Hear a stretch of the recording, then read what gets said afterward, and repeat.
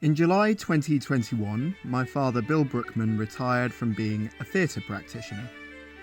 But what is a theatre practitioner? Well, in a 50-year career, he's worked as a musician, actor, director, street performer, puppeteer, and a one-man band. I thought lockdown was a great opportunity to ask him about his life, his career, and his creative practice. I wanted to be a filmmaker. I got intrigued by the idea, it's a German word, Gesamtkunstwerk, which was a word that Wagner used for universal artwork. He wrote operas because they have art, music, history, mythology, everything's involved in them. And I think he would have been a filmmaker if films had been invented then, because it's the same thing. They cover the arts. You are not a film director so much as a filmmaker. And I realized that's what I wanted to be, combining all the arts. And the Polytechnic of Central London, which was in Regent Street, had a course, and I wanted to do that. I applied for the course, I did an interview, and I didn't get in.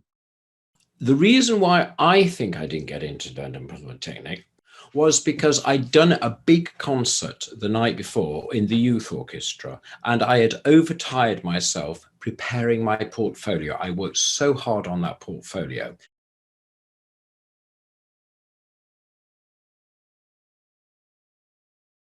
I then drove down to London and didn't really understand from Leicestershire to London. So I set off about 2 o'clock in the morning and got there at 4 o'clock in the morning. Well, that was no use. So I kind of slept in my car in somewhere in North London until the tubes opened, and then the tubes opened. So I went about 6 o'clock and I got there by about 7. And then I had to wait outside for 2 hours. And then finally I was ushered in and I had to sit down and have a rest. Well, I promptly fell asleep. I fell asleep in the interview, waiting for the interview, and they woke me up and I was just disorientated. They never looked at my portfolio. They just wanted to speak to me. And I was inarticulate. Now, I was reasonably articulate. I knew I was, and I was actually slurring my words. And I remember them being nice to me as if I was too nervous. I wasn't too nervous. I just had not had any sleep. I'd messed up getting there. And I've always felt bad about that because I wanted to be catapulted into the centre of things, into London. I went to Sheffield and it's lovely and there's no objections to it and it was fine. But, I was kind of aiming for the epicenter. We had an emerging performance art department. Performance art was sort of doing happenings. It was very 60s. It was very off the wall. And the lecturers, who were perfectly nice, nothing against them, really wanted me to be sort of part of their performance art department. The thing was, I remember one of the other students, a mate called Mike, said, "Oh, yeah, we did that one. It was really good. It was almost theatre." And I thought, well, if it's good enough to be theatre, why bother with the performance art? And why not just go straight to the theatre? Now, it's a little bit difficult for me to say this carefully, but I'm not very good at the piano, but I could play the piano and I can sing and, I can act a bit and I can filmmake and everything like that. And I found a lot of the performance artist people, I've got to be careful what I say now, but came over as a little bit, couldn't do those skills. So they found a medium that didn't require those skills and they could mix it up with a sort of highfalutin art, which didn't test them. Shall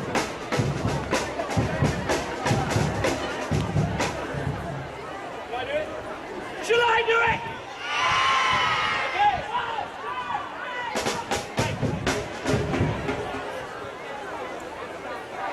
Shall I take my clothes off? Okay, hold on to that, hold on. 2, 3, 4!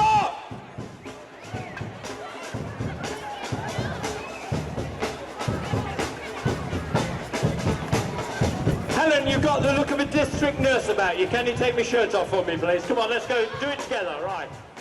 Well, the thing is that the arts was fashionable. Going to art school was fashionable. The whole of the Andy Warhol and, what's his name, British? the big specs.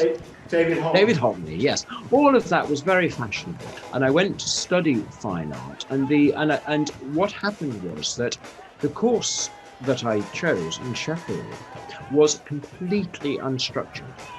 The reason being that fine art students are often highly self-motivated. They know what they want to do.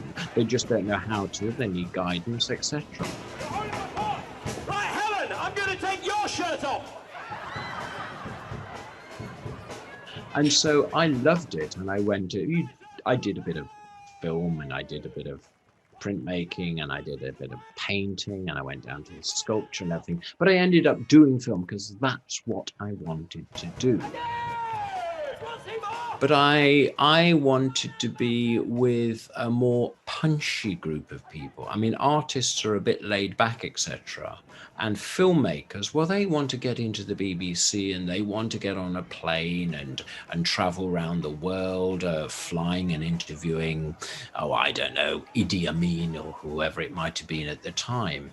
And I did joke at the time that my sketchbook, which most people had full of sketches, mine was full of telephone numbers.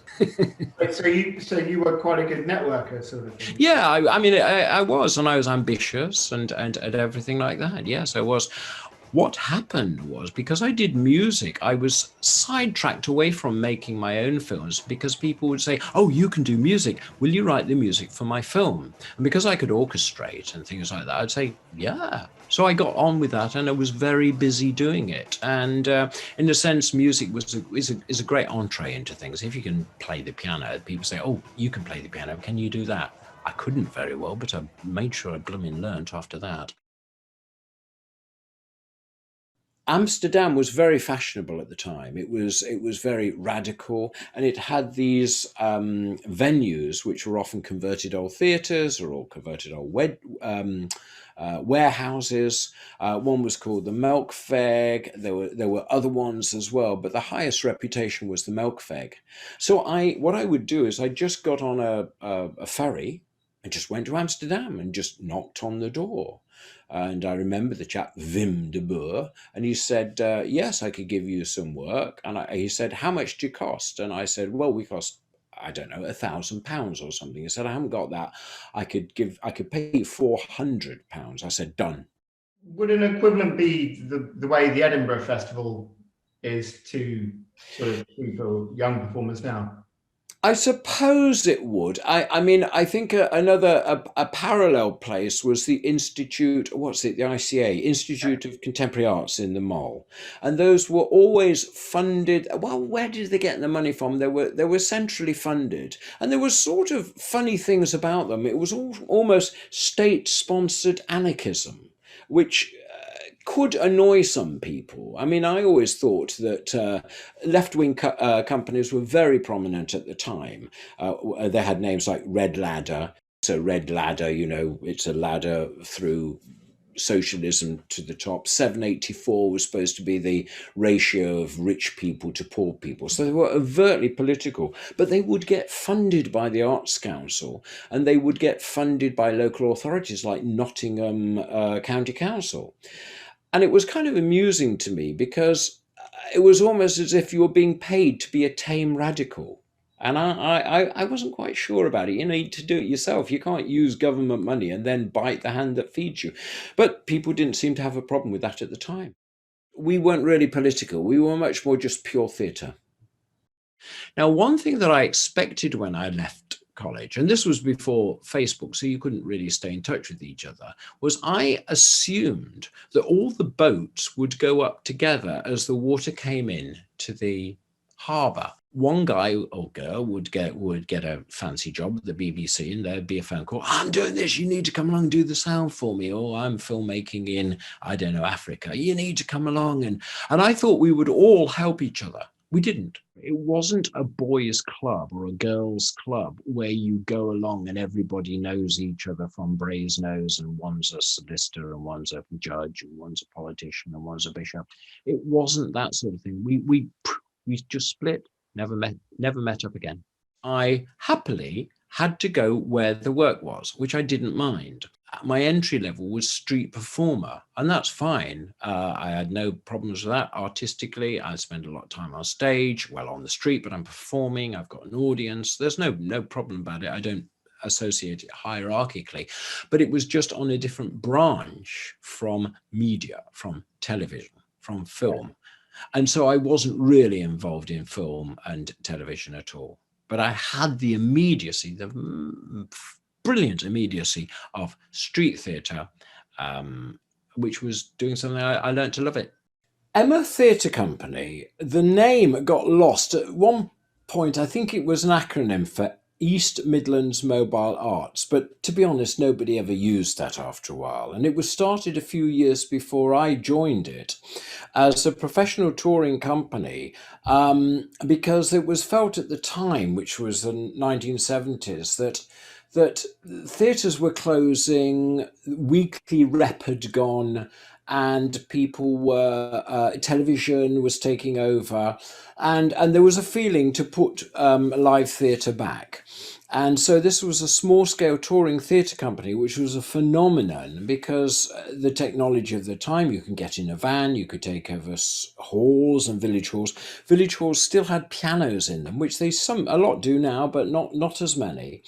And it was wholly funded by East Midlands Arts, which is now part of the Arts Council. I met the director because I would go out and take my little briefcase and my pinstripe suit that my mother thought was a good idea for a rep. I didn't even know what a rep was, but she told me that's what you do. So I went off repping. I mean, you've got your briefcase and you knock on doors. You knock on doors of businesses, etc. I knew it was a theatre company and a dance company. So I knocked on the door of them and said, I'd like to do artwork for you. It was actually Gideon Avrahami, who was the director of the dance company, and said, oh, we're doing a brochure at the moment. Would you design that? I said, you bet I could. So I did, and they kept on asking me back. And I regularly did their posters. I just said yes to everything. He said, can you design posters? I said, yes, I can. I thought, I wonder how to design a poster. I knew I didn't know enough about it, really. I wanted to know how the machinery worked. I never got round to that. Then I heard that the director was getting married, and I said, oh, I run a band. I didn't really, but he said, oh, could you play the band for my wedding? I said, you bet. So I played the band for the wedding. Then when later he said there was a job going as a musical director, but it wasn't available yet, a permanent job. But he said, the only thing is I need somebody who can play a one-man band for this. You don't play a one-man band, do you? I said, yeah, I do. He said, well, in that case, I think you've got the job. Well, of course, I didn't play a one-man band. I didn't know what one was. So I then went off and found somebody to build me all the mechanical bits for this one-man band, and turned up with it 2 weeks later and said, yeah, here's the one-man band. It was a complete fib. And I've played the one-man band ever since, and I'm still doing it now. What's going on there? Oh, that's it. Where's he gone? So we're going to walk out. Yeah, go for it.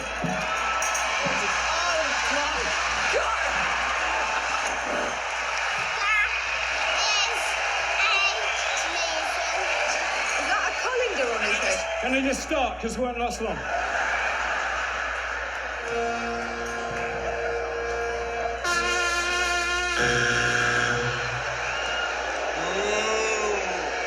Shame on you. Tell me where we are. We are in Swithland, which is just outside Loughborough, and it's my dad's chalet. It's the first time we've seen each other in person for a very long time.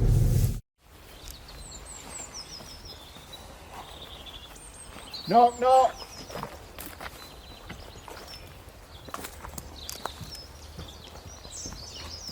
JK! Hello! Oh, what do we do? Do we, oh, yes, do one of these. Don't tell anyone. Oh, hell, yeah, Nice to right. see you. It's me. It's your dad. In September, Dad will throw a retirement party at the nearby Bow Manor Hall outside Loughborough, with around 100 people from throughout his career assembled.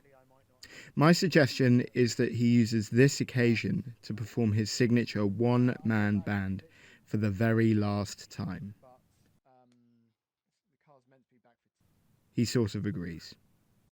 Well, what happened was that Emma Theatre Company was doing very well. It was well supported, well funded. And I don't know whether it was hubris on the part of East Midlands Arts, but East Midlands Arts had a disastrous idea to fund a sort of big geodesic dome, half a bubble touring show called What We Have. It was an exhibition that didn't have much to exhibit. And it was a disaster, and it was a financial disaster. And we were faced with closure. Now, some people opposed it, and there was, being a theatre company, lots of the, I will say actresses, because they got very excited and very strident about having sort of demos and marches and everything like that. And even in the spirit of the time, going on strike to preserve the company. And I sort of thought, well, going on strike is hardly going to preserve it. And also, I was local, and I said, I need to live here after this company is gone. It's going to go. It's not going to survive.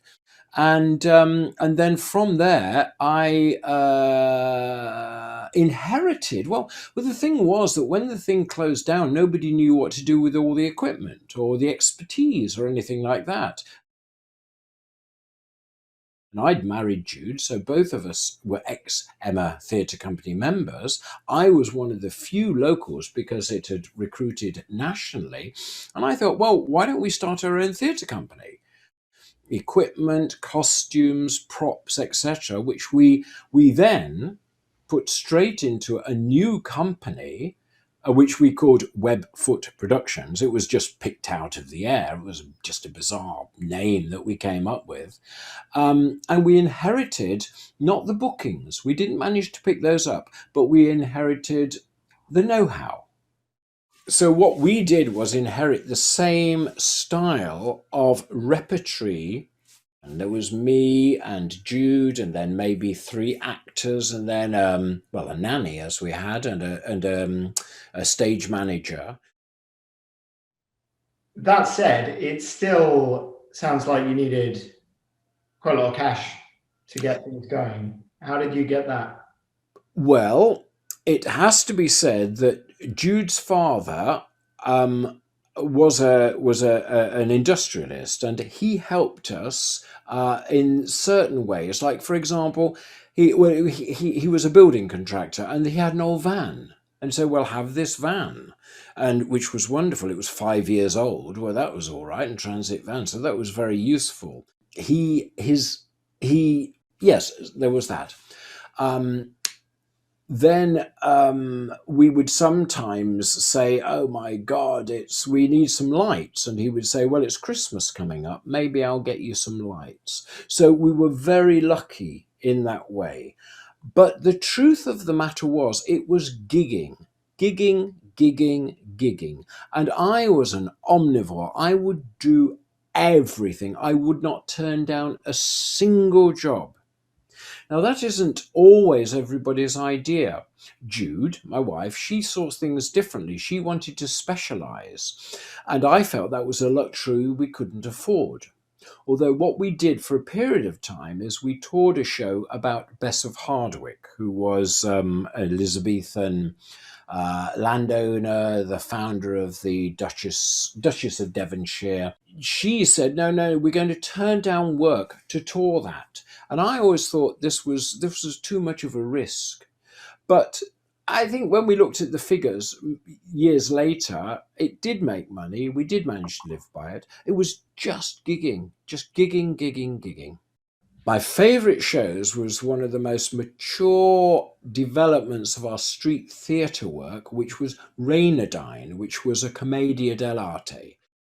Julian, our designer, had built a working cannon. It was Piero, Columbine. We built the style up. The costumes were the best ever. But if you look at a weather map or a diary or something of that year, you'll see a blip of rainfall in Britain. It was astounding, the rainfall of that one summer. And that was, for us, a disaster. Just on the nuts and bolts then. So if a performance is rained off, did you just not get paid for that then? Or how? No, what we did in terms of rain, and this was our unstoppable character, I think, which I think was driven a lot by me.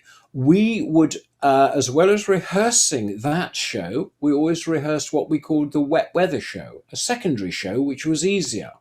And that we would put on instead. We'd do the wet weather show, and it would be completely different. It might be a little one about Robin Hood, or a little play about Hercules. That is, no matter what the weather was, we would always arrive in plenty of time, as standard was. Through the rain, we would assemble the show, we would put it up, we would get it ready. Because at the last minute, 5 minutes before the start, the rain could stop and the sun could come out. Then everybody's looking at you saying, well, what's happened to the show?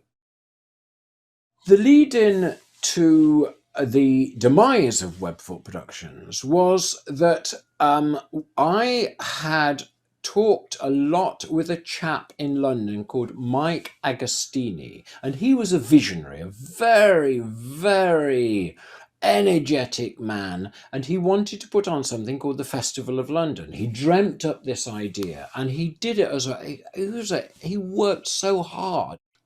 The problem was there was enormous difficulties, I think technological, at the time that it was. And so we were trying to do something for which the technology, the ticketing system, couldn't work. It fell through as well because it was in Alexandra Palace Park. Well, that's a public park, and you can't restrict, because of bylaws, public access to the whole park. So there was no way we could ticket the event. The weather, of course, well, you can't judge against that, and it wasn't that bad. But then, and what we did in it was we built a recreation of Shakespeare's Globe. I mean, it was big. It was 2 stories. It was going to be 3, but it was expensive. We lost a story. It was a huge venture. And Mike Agostini was sending me checks, and I was confident about these, and the checks would start to bounce. I don't bear him any ill will, because he really worked at it, and I think he lost his house. He lost his shirt off his back. And the funny thing about it was that it is my contention that it was a curse. And I know that's a bit metaphysical and, a bit weird, but we performed Shakespeare's Scottish play. Well, that was a cursed play. My wife, Jude, she played Lady Macbeth and combined that with the role of Hecate, the Queen of the Witches. And there's always a suggestion that there's a genuine spell somewhere in that play. And if it's anywhere, it's going to be in the Hecate scene, where she invokes all these sorts of demons and things like that. She didn't cut that. She could have cut that bit out, but kept it in.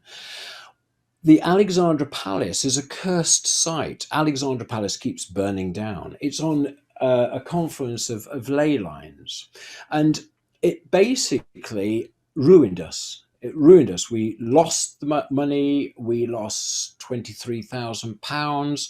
Jude nobly paid all of those actors off, and those actors would have lost 2 weeks of wages. We lost the shirts off our back. It destroyed us financially, and frankly destroyed the marriage. It destroyed everything.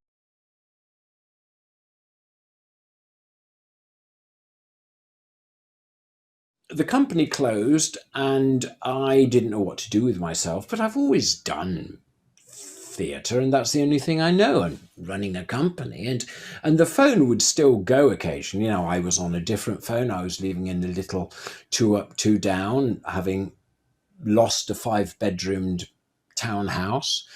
And I started to pick up the pieces as best I could, with very little to go on.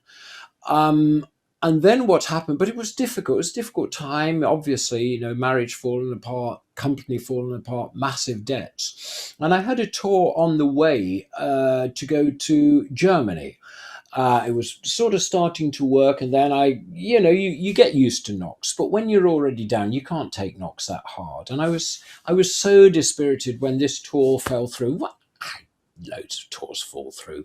But this time I just had no energy left. And so what I did was I thought, I'm going to jack it down. I'm going to be a teacher. So I took a postgraduate certificate in education, teaching qualification in my local university, Loughborough University, and it was a 1-year course. Now, the truth of the matter was, I think that even though I couldn't see it at the time, what this did was give me respite. Now, if you've got a proper job and somebody says, do you want to do a tour to Japan or somewhere, you've got to say, sorry, I've got a job, I can't really do it. If you're freelance and you're free, you can just do it. So I kept the freedom of not having any solid commitment, not even a weekly teaching schedule or anything, just completely free, which is a lot of risk. And then people from outside could think, who could we get to do this? Bill might be the person. And so I would be approached for oddball, exciting, interesting projects that I could just say, yeah.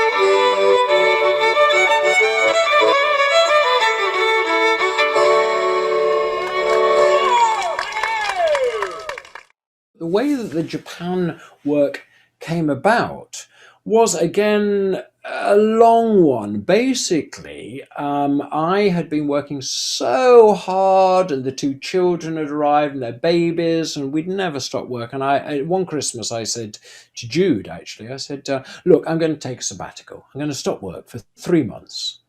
I'm going to take a break. I've never stopped working, and this is what it's going to be. So I cleared the decks after Christmas. I then got a phone call tracking me down, and this chap with a Japanese accent, and it was a terrible line, and he was saying, "Oh, it's." Don't do the accent. Don't do the accent, Dad. Otherwise, I can't. Nope, you're quite right. And he said, I wonder if you could come to Japan for 3 months.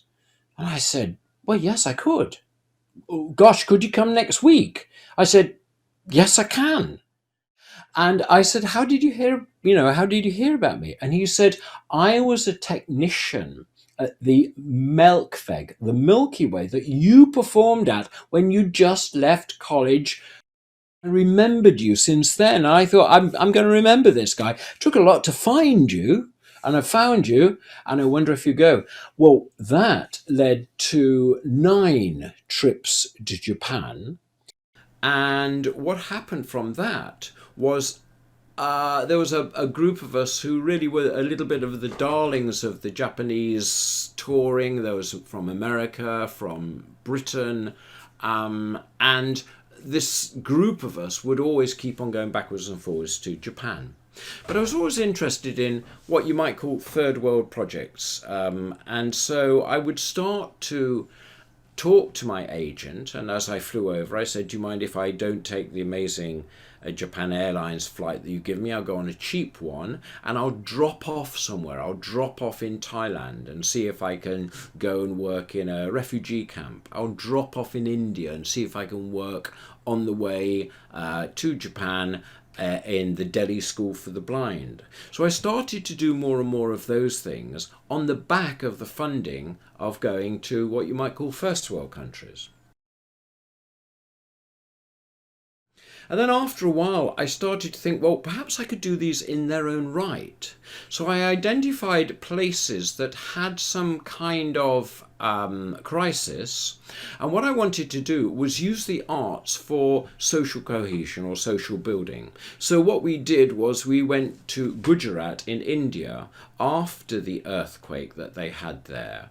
And we did cathartic theatre around the sites of the earthquake. We got children to dance, we did juggling, we put on free shows as a sort of catharsis. Now sometimes we had to be careful about that because sometimes these were places where many people had died and therefore we'd need to be respectful, and we'd do it perhaps as a different, it was like a commemoration come celebration of the positive after something going bad. And after we'd done that in India, we then, I forget the order, but I started to do it in Kosovo after the wars that occurred in that area. And that again was a free festival. I always needed someone to host me. I needed like a local charity or a local person to build civic values into this destroyed area through war. So we started to do a big festival in Kosovo, and it was free and it took over the town centre. And we would have various principles, like we would rehearse in the town centre and everybody would see it. So by the time of the end of the week on the Saturday night, everybody knew there was something big that was going to happen. And it would be with fire, and it would be with, we got a United Nations crane, 40-metre crane, to hang a performer who was an aerialist. There were big shows. I mean, people argued about how many were in the audience. I reckon there's 15,000 in the audience. Other people said, no, there's only about 8,000. But there were big shows. And then from there we went on to do one in Sierra Leone. I was much affected by the amputations that had occurred in the Sierra Leonean civil war. 40,000 amputations by the Revolutionary United Front, cutting off people's hands. And so we worked and devised the idea of getting amputees to do circus stills. And I worked with children in Britain and devised techniques where, for example, if you were doing a diabolo, you could tie the diabolo to the stump, and the person could still do those skills. You could balance a spinning plate by on a very long stick on the stump. Also, what you could do is put people who had leg amputations in harnesses and then whoosh them up into the air, and they would blow balls of fire, make that tie in with the music. Big festivals. And these took over the town. They took over the town because the rehearsal was so prominent. And they were free as well, so anybody could come. In order to set these things up, I needed to find a host charity to just align myself with, and that was done by going there and just speaking to people on the spot. And I would always have to go out perhaps another time just to get the whole thing ready and everything like that. So I was in Sierra Leone and I was in a cafe, and I noticed a vehicle which said Arms for Development, which is kind of like, hang on, Arms for Development, what side are you on?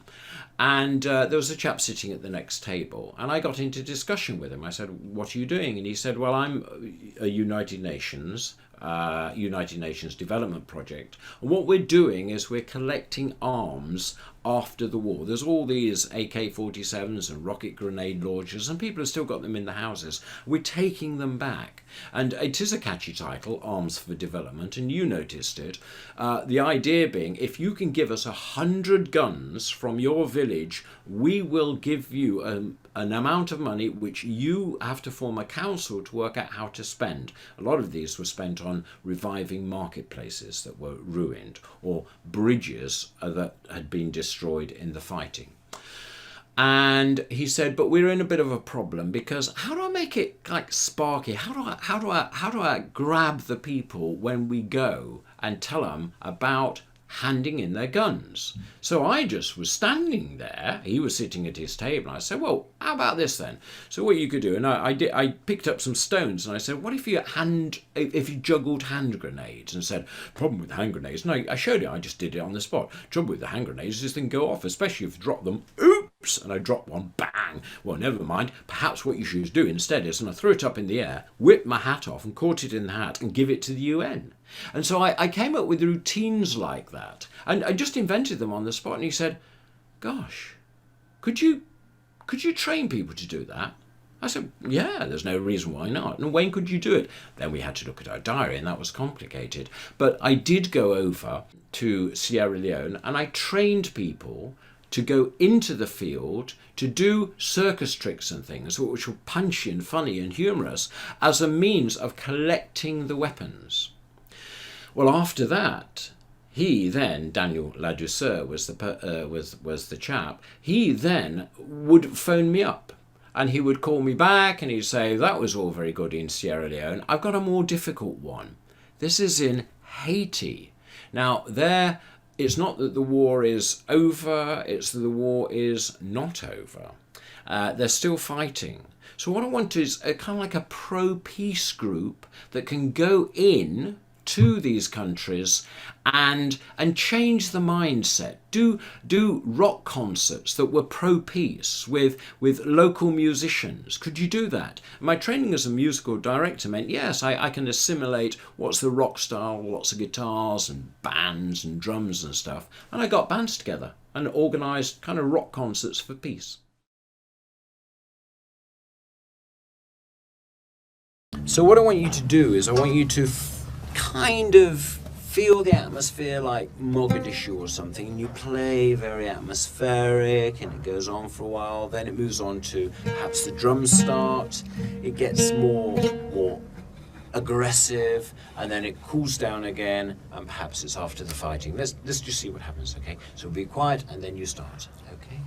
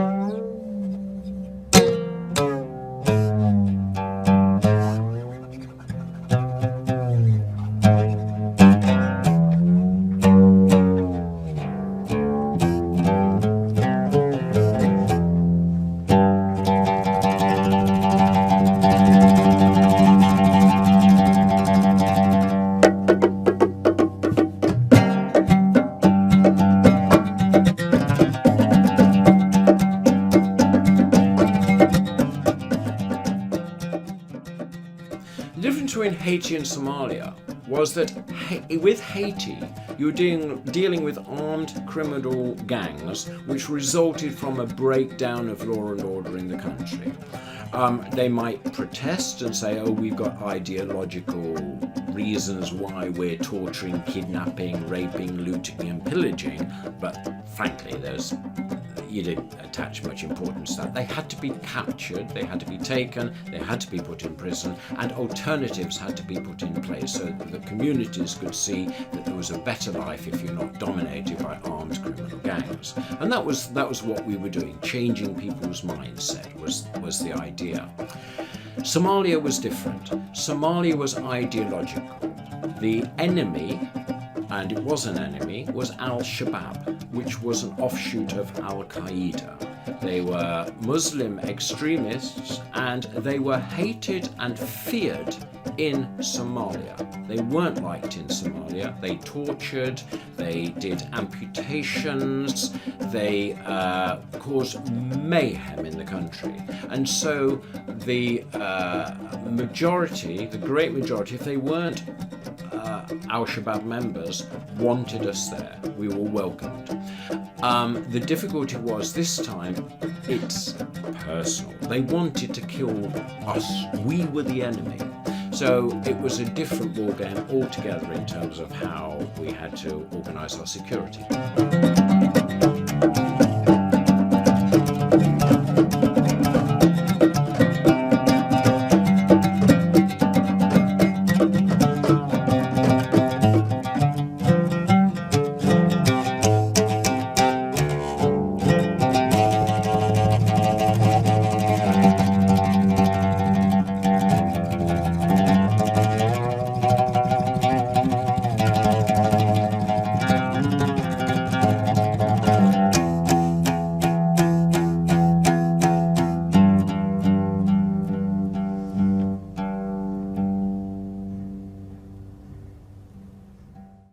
The security was very difficult and very dangerous. We would have to travel around in armed convoys. Now, this was always a problem. It was a problem because the armed convoys, in a sense, act as a magnet. And if you go in an armed convoy, you're very visible. Now, the alternative is you go very quiet. And you don't have any armed convoy at all. But the United Nations staff were obliged to stick to these security levels. So what we did, or what I did, was I ally myself very much with the local NGOs. And the local NGO was not subjected to the same strictures of security that an international NGO was. It meant that I could work a little bit under the radar. Now, you might say that's more dangerous, and in a sense it is. But the other thing was I had the local ear of my local NGO. And I'm sorry, I'm blurring it a little bit between Haiti and Somalia here. This was the sort of game we're playing in both. And so suddenly what would happen would be there would be something kicking off, like there'd be an attack that was planned against us. And all the time my locals would revert to their own language, talking very fast, and I had no idea what was going on. Oh, Bill, you've got to come here. Bill, we take you out now. You know, stay here. And suddenly I'm just whisked away, and I have very little understanding of what's going on around me, but something's kicking off. And so I had to travel with them. But at least I was working with local armed guards, which incidentally you had to change round about once every 2 weeks. It was a shame. You sort of had to sack them after 2 or 3 weeks because you weren't sure whether they were then being infiltrated. And indeed it did happen in quite an awful way. What happened was that we were trying to put on a pro-peace concert, the first pro-peace concert for 20 years, because Al-Shabaab had banned all music, including radio jingles. They felt it was un-Islamic. And our pro-peace concert we knew would be targeted by Al-Shabaab.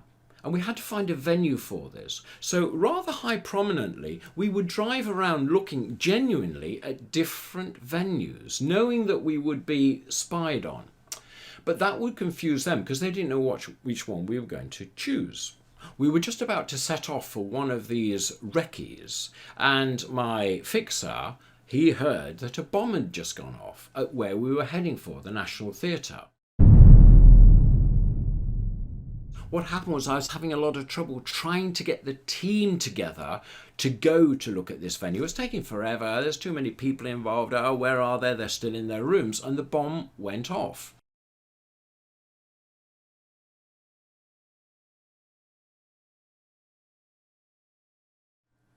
We were the target of that bomb. Yours truly was taking too long to get the convoy together. So the bomber was parked in his car waiting for us to come by, at which point he would pull out, join our convoy, and then explode himself and us. But what happened was he got jittery about it because you can't wait too long on a corner just with the engine running. And so because we just didn't seem to turn up, he went for a target of opportunity when a government convoy went by. Do you know how many people died in the... It was tragic. 8 or 9. What happened was possibly more, possibly 12. How it happens is this: you've got to get your suicide car alongside the car that's held in between the guard cars, right? So that you can't really do that by manoeuvring, but there's one place in Mogadishu where it's a dual carriageway and it's a bit wider, so it gives us a chance to accelerate and zoom alongside. That is what the bomber did: zoom alongside and go for the Toyota that's white or black or looks like the most official one. Get yourself alongside that and then hit, blow yourself up. But there was a minivan, and that had got itself in the middle of this convoy as well, and it was blocking the bombing car. Unfortunately, it's very sad, it's awful. This had children in, women and children, and they died. But also what happened was there was a cafe very close by where a lot of the intellectuals of the Somali community and government people tended to hang out. And that was, as far as the bomber was concerned, a convenience, and so a lot of people there were killed. But we weren't. And I have that on my conscience. We needed a massive, great satellite disk because this was going out live, streamed all around the world to Somali communities all over the world, in Canada, in America, and in the UK, and in Holland, anywhere, everywhere like that.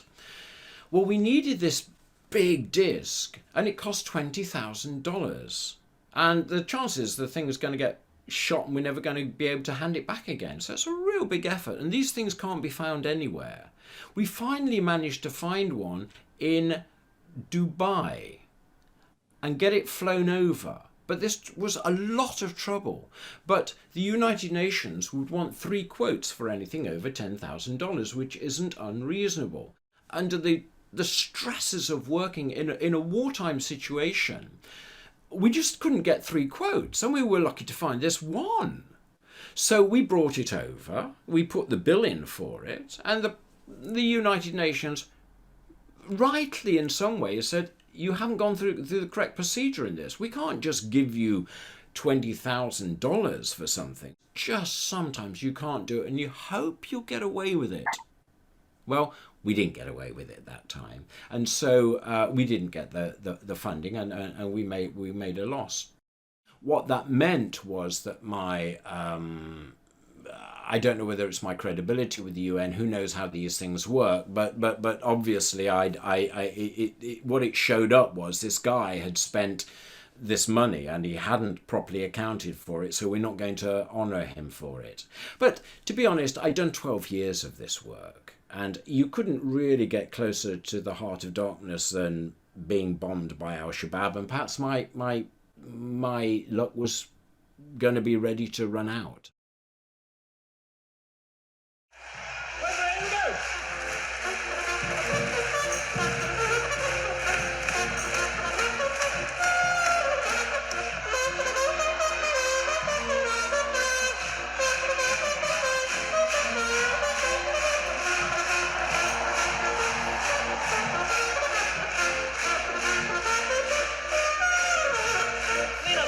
Better, but never by a man on stilts, though.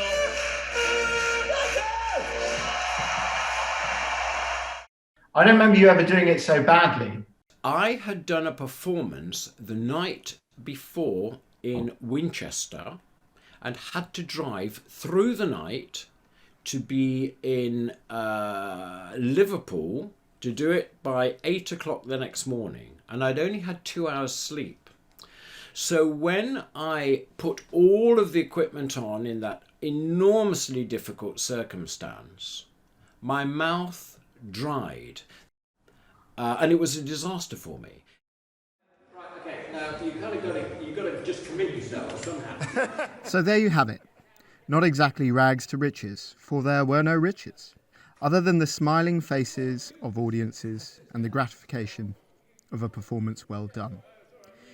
Never desert your audience, dear viewer, or was it always leave them wanting more? Either way, I give you the final performance from a theatre practitioner of great integrity. In fact, I've never really been happy with that practitioner title. Let's call him what he is, an artist. I give you a portrait of the artist upon retirement. I see it instantly. And then it's almost boring to have to write it all out because I knew exactly what it was going to look like and how it was going to end up. And sometimes somebody will commission something off me and I think, oh God, I haven't an idea. I don't know how I'm going to deal with this. And I was on the phone or whatever when I'm talking to the person. And I know it now. I know it's not going to get any better. If I haven't got an idea instantly, I'm not going to have an idea. Also, I know some people are quite precious with their ideas, and I consider myself an ideas factory. I've never been precious with it because I'm going to have another 15 other thoughts anyway. I think I'm lucky. Cornet, where's the cornet? There's a cornet. It's there, Olive. Can you see? That's it, you need that one. And then, the bass drum, and I can't see it there, I can see it in the mirror. Right, and then, what I'm going to do between my knees, wait for honker, but also the orchestra. Hey! So, as you see, band, I think it's more you following me than anything, really. There's a great big post in the way, isn't there, as well? So you're going to miss the show because you can't see because of the post. So I'm going to try and relate with the audience. Shall I do it down? I'll do it down here. Without hitting with the camera. It's fine. All right. Okay, so here we go then. So, just like we didn't rehearse it, let's see what happens. I'm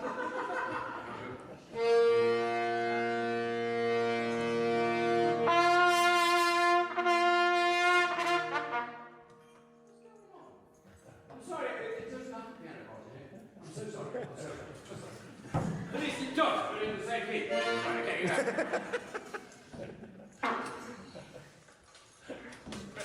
That'll stick in right mid. Right there. Where was that? Oh, yes, there.